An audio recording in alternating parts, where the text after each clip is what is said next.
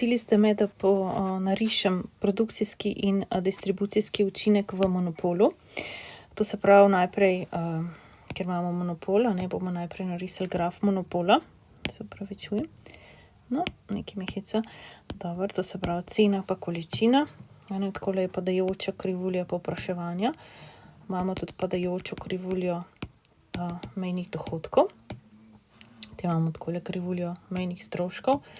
In zdaj, če gledamo ta dva učinka, jih bomo primerjali, kaj se dogaja v monopolu in v čisti konkurenci.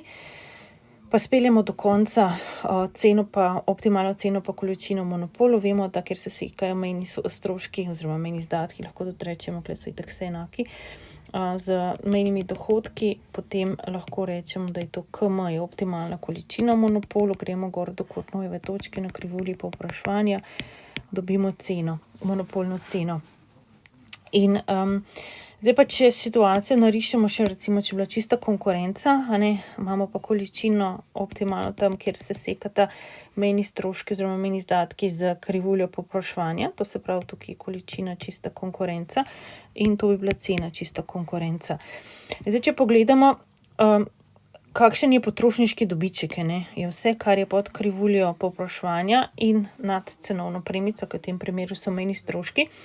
In zdaj vidimo, da v primeru monopola, pa vam bom z rdečo šrafirala, tale rdeč pravokotnik je dejansko, ali če tako malo še porišem, je dobiček, to je monopolni dobiček, ali čisti dobiček, lahko rečemo.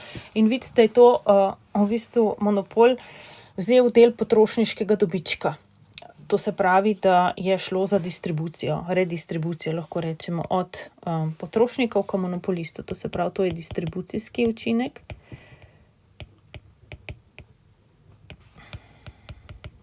No, potem imamo pa še to razliko med količino, ki je na trgu v čisti konkurenci in pa v monopolu.